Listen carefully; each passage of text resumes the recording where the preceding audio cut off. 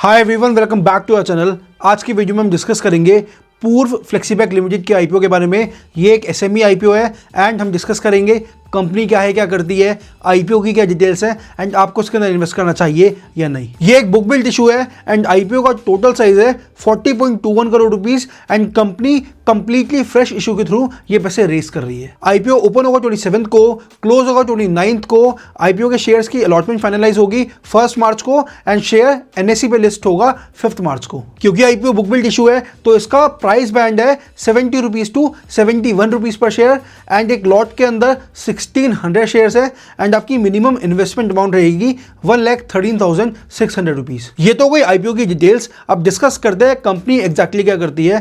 पूर्व फ्लेक्सीबैक इनकॉर्पोरेट हुई थी 2005 के अंदर एंड इनका मेन काम है कि ये प्लास्टिक के प्रोडक्ट्स को डिस्ट्रीब्यूट करते हैं। अब वो अलग अलग तरीके के प्रोडक्ट्स में डील करते हैं, जैसे बीओपीपी फिल्म्स, उसके अलावा पॉलिएस्टर फिल्म्स। आपने देखा होगा इतना मोटा रोल होता है, पतली सी फिल्म होती है जो फूड पैकेजिंग में भी इस्तेमाल होती है, तो वो हो गया। उसके अलावा सीपीपी फिल्म्स, प्लास्टिक ग्रेन्यूल्स। अब प्लास्टिक ग्रेन्यूल्स आपने देखा होगा कि जैसे जो आपकी इलेक्ट्रिकल वायर होती है, उस वायर पे कॉपर के ऊपर जो वो प्लास्टिक चढ़ी होती है, वो ग्रेन्यूल्स को मेल्ट करके फिर वो चढ़ती है, तो ये वाले प्लास्टिक ग्रेन्यूल्स के अंदर वो डील करते हैं।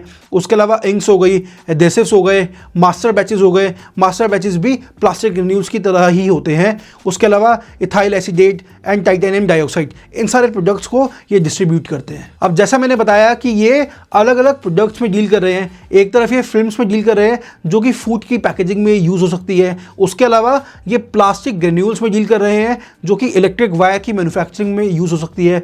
ये एक केस हो गया। वो अलग अलग केसेस में यूज़ हो सकते हैं एंड डिफरेंट डाइवर्स केसेस हैं। तो डाइवर्स केसेस हैं तो इसीलिए इनका जो कस्टमर बेस है वो भी डाइवर्स है। नाउ जब भी आपके पास इस तरीके की प्रोडक्ट रेंज होती है तो थोड़ा सा मुश्किल होता है कि आप हर चीज़ को कॉन्टिन्यूसली मैन्युफैक्चर करते रहो, इसीलिए आपको उसकी वेयरहाउसिंग बहुत ज़रूरी होती है। इसीलिए इनके पास 4 वेयर हाउसेज हैं जिनके अंदर अपनी इन्वेंट्री को स्टोर करते हैं, मैनेज करते हैं। एंड इसमें से कुछ प्रोडक्ट्स ऐसे हैं जिनको एक सेफ और सिक्योर एनवायरनमेंट चाहिए होता है, कंट्रोल्ड टेम्परेचर चाहिए होता है, तो इनकी जितने भी वेयर हाउसेज हैं वो उस हिसाब से बने हुए हैं, थोड़े से एडवांस्ड हैं। ना ओवरऑल कंपनी के पास एज ऑफ December 31, 2023 कंपनी के पास 28 एम्प्लॉइज़ हैं अलग अलग डिपार्टमेंट्स के अंदर। Accounts and finance, compliance, marketing, maintenance, production, labours जो पेड, जो परमानेंट लेबर्स हैं, तो इन सबको मिला के उनके पास 28 एम्प्लॉइज़ हैं, जो कि काफ़ी कम है टू बी वेरी ऑनेस्ट। अब क्योंकि ये एसएमई आईपीओ है तो हाँ, हम एक्सपेक्ट भी नहीं कर रहे कि 2800 एम्प्लॉइज़ होंगे। 28 एम्प्लॉइज़ हैं, लेकिन कंपनी आगे देखते ही किस तरीके से काम कर रही है उसके बेसिस पे हम जज करेंगे। सो ये स्टैट्स अगर आप देखोगे तो यू विल सी कि कंपनी का लास्ट फाइनेंशियल ईयर के अंदर जो रेवेन्यू है वो 48.66% से बढ़ा है एंड इनका पैट, प्रॉफिट आफ्टर टैक्स, 31.82% से बढ़ा है। एंड पिछले कुछ सालों में भी देखेंगे तो कंपनी हमेशा प्रॉफिटेबल ही रही है। 5 करोड़ का प्रॉफिट, 6 करोड़ का प्रॉफिट, 8 करोड़ का प्रॉफिट। इनफैक्ट इस साल उन्होंने 1 अप्रैल 2023 से लेके 30 सितंबर 2023 तक ऑलमोस्ट 4 करोड़ का प्रॉफिट कर लिया है, which is a great deal. Now company जिस ओवरऑल सेगमेंट में डील कर रही है वो एक अच्छा सेगमेंट है। चाहे प्लास्टिक के खिलाफ कुछ भी नेगेटिविटी हो, लेकिन उसकी रिक्वायरमेंट, उसकी नीड इतनी ज़्यादा है ना। एंड ये जो कर रहे हैं फिल्म्स वाइज थोड़ा सा हो सकता है, लेकिन जो प्लास्टिक के ग्रेन्यूल्स हो गए, मास्टर बैचेस हो गए, तो ये सारी चीज़ों की रिक्वायरमेंट कॉन्टीन्यूस है एंड बढ़ ही रही है। तो ओवरऑल उसमें तो कंपनी सही लग रही है। तो आई से कि आप इसके अंदर इन्वेस्ट करने की सोच सकते हो, but this is not a stock recommendation at all.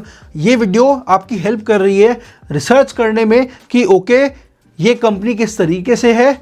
Overall इस वीडियो को देखिए आपको आइडिया लगे होगा कि कंपनी इन्वेस्टेबल है, तो आप और रिसर्च कर सकते हैं। एंड मे बी क्योंकि इसके अंदर आपकी मिनिमम इन्वेस्टमेंट काफ़ी ज़्यादा रहेगी आईपीओ के लिए, तो आईपीओ के बाद भी आप इसके अंदर इन्वेस्ट करने की सोच सकते हैं। एक अच्छी रिसर्च का यही फायदा होता है कि आपको ओवरऑल कंपनी के बारे में पता लग जाता है। अब चाहे आप इसमें आज इन्वेस्ट करो, चाहे आप 4 महीने बाद करो।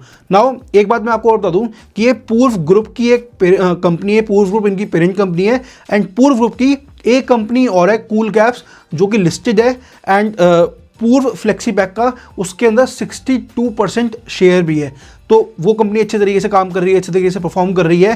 सो एक थोड़ा सा हम कहीं ना कहीं क्रेडिबिलिटी वहाँ से ले लेते हैं कि ओके ये कंपनी जो इनके स्टैट्स है वैसे भी परफॉर्म अच्छा कर रही है। इनकी एक और कंपनी है वो ओवरऑल अच्छा परफॉर्म कर रही है एंड उसके अंदर 62% की इक्विटी भी है। तो ये कहीं ना कहीं सिग्निफाई करता है कि कंपनी लॉन्ग टर्म में ग्रो कर सकती है। तो आईपीओ में लिस्टिंग गेन मिले ना मिले, आप मिनिमम इन्वेस्टमेंट ज़्यादा होने की वजह से आईपीओ में शायद इन्वेस्ट ना करो, लेकिन एक बार कंपनी लिस्ट हो जाए उसके बाद भी आप इस कंपनी के अंदर इन्वेस्ट करने की सोच सकते हो। मीनवाइल इस वीडियो ने आपको 40% 30% कुछ ना कुछ क्लैरिटी दे देगी कंपनी के ऊपर।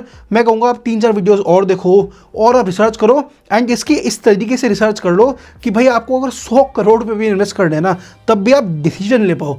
इन्वेस्ट हमेशा मैं आपको यही कहता हूँ कि रिसर्च इस तरीके से करो कि आपको जितनी मर्जी अमाउंट इन्वेस्ट करनी है 10 साल का सोच के चलो। उस तरीके से रिसर्च करोगे तो आप किसी भी कंपनी के अंदर बेस्ट रिटर्न्स पा पाओगे, एंड आपको पता भी होगा कि कब एंट्री लेनी है, कब एग्जिट लेनी है।